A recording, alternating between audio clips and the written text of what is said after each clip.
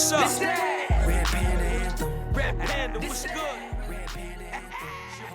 So a famed investor said that publicly traded markets will pretty much be flat for the next 10 years. Do you think that that's true? So we kind of talked about that a little bit in the last segment, but flat, for anybody that doesn't know what a flat market is, that's when the market is flat, right? When you don't have any gains. It might be hard to understand that now for people that just came into the market. All you see is just upside. But there was a flat decade, I think, from 2000 to like 2010. The NASDAQ did nothing for like 10 years. So that wasn't even that long ago. But people have short-term memory. People forget. Like, people think like the stocks just automatically always go up.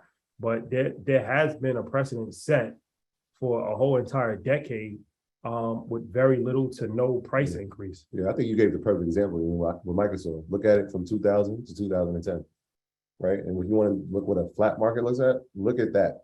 It's the perfect chart for it. Yeah. So, all right. So is that possible for that to happen again? You seen that meme where the dude be like, "You ain't never lied. You ain't never lied." 2 years. I mean, because if you're looking at it, so my answer is yes. But if you look at it, everyone put in chat, name me 20 companies right now that you think can lead us out of a recession. So think of it like this: we're down by 52 at half. Name me 20 companies that can get us back into just break even. Y'all gonna put the You ain't never lied. These some new companies. It'll be the same 4 companies in chat.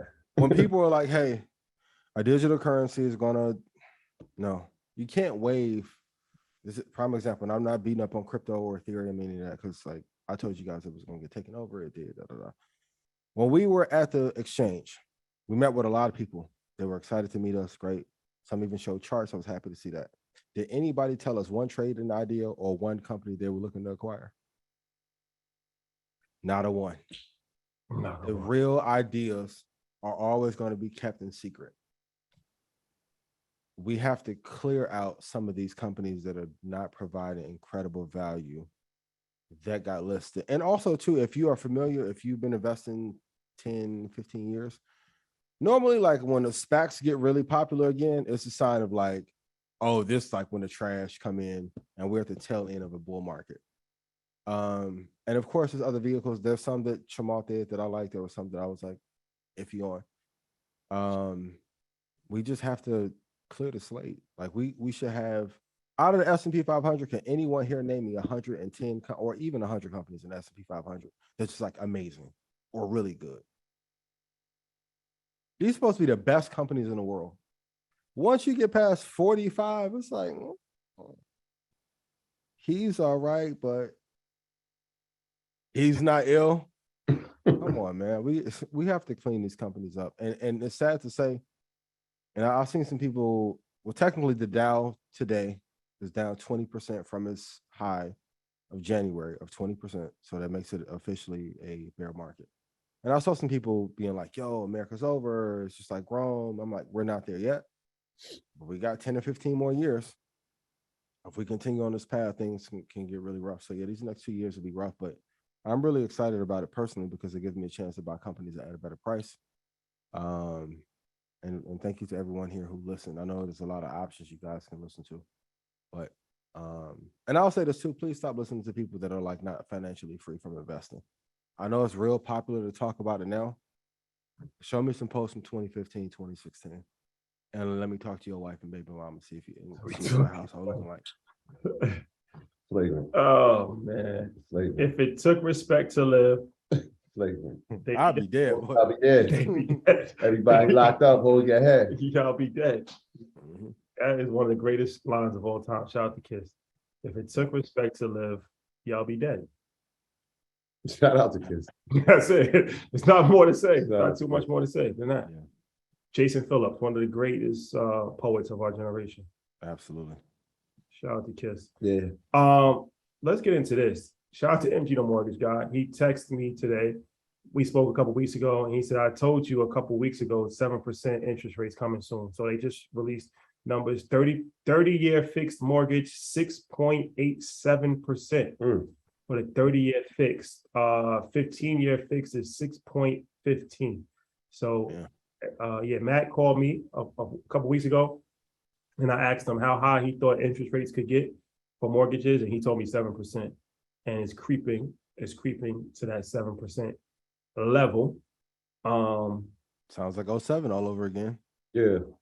I mean, historically, think about It's still relatively low. Exactly. That's what I was gonna say. I was like, I had to humble myself, and like I'm thinking about obviously when my parents were buying a home in the 80s. Like we talk about, if you look at the interest rates in like from 1980 to 1990, Yeah.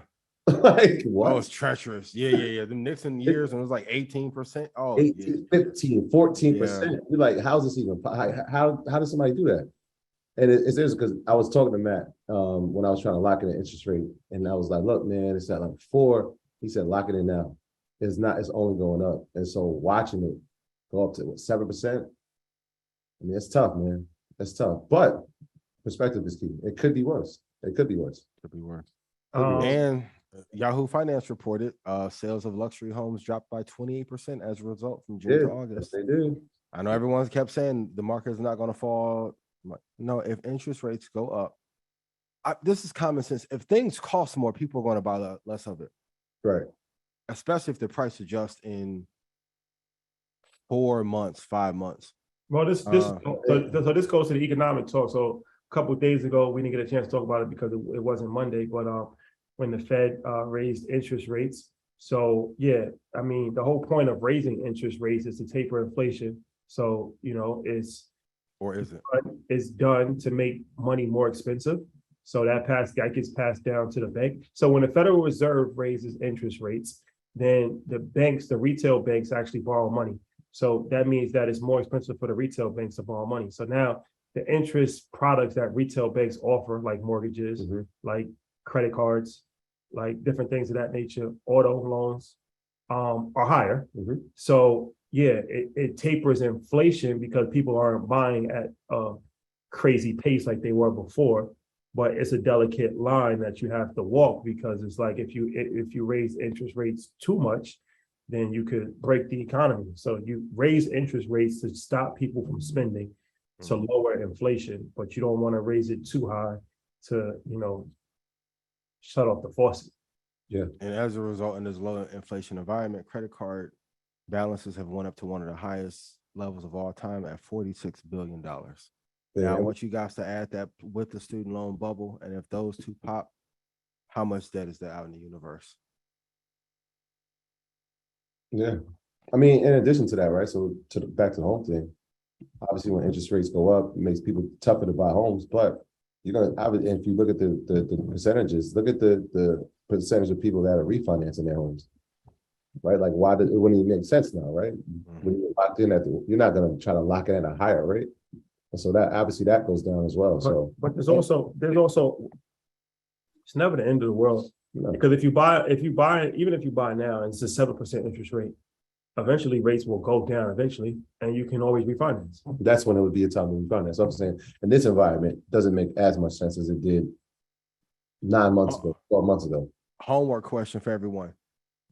How often do interest rates go down when there is not quantitative easing? Well, there's going to be quantitative easing. At some point, there's going to be quantitative. There's going to be another round of quantitative easing. It'll happen. After these next two crashes, maybe 28 or 29. It'll happen. You gotta let it go. It's going to be a few years. Yeah, give it some time to breathe. It'll be okay. And if they're telling you they're tightening it, which that's code for destroying the new wealth, new money that got created, why would they put interest rates back at zero for new wealth to come out? They're not. It's part of the cycle. That's what, like when I told everyone go get that Ray Dalio book, like that was a super cheat code to tell you like what was happening. The Fed and I need everyone to realize this. Every entity and every person is responsible for their team winning only. Even the Federal Reserve, they have their own best interest at heart when they're doing these things, as they should. You have to know what cycle you're in and where you fit in that piece in order to know how to play the game. So when I'm telling you guys about direction and timing and wave and lunar cycles and pyramids and everything. If you go watch every episode of Market Mondays, you had a blueprint. That's a scholarship and a hedge fund.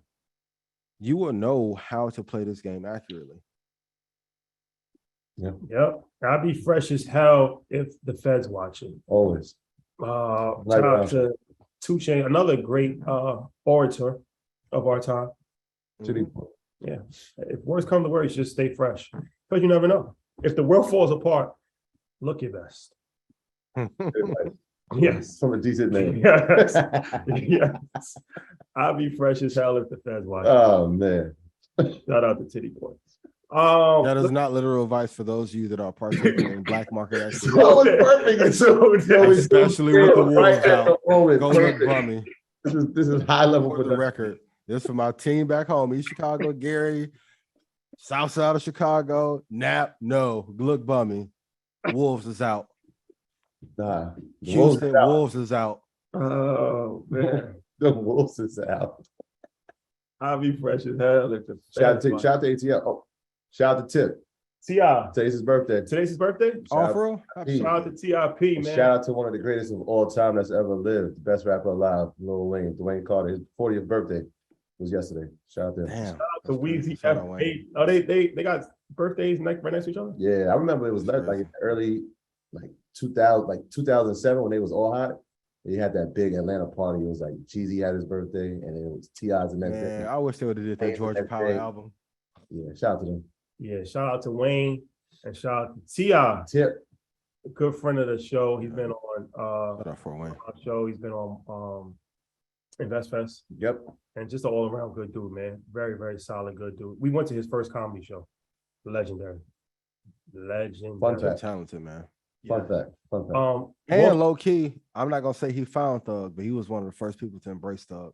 He saw something in him early, and Thug, like low key, brought Tip back for a second too. So like that, like Tip has a good eye for talent, like that he does not get credit for. Free Slime, Free Slime. Free Gunner, Free YSL. This that Red Panda Anthem. Ian, what's up? This that Red Panda Anthem. Red Panda, what's good? Red Panda Anthem. Your boy going up. I know they can't stand it.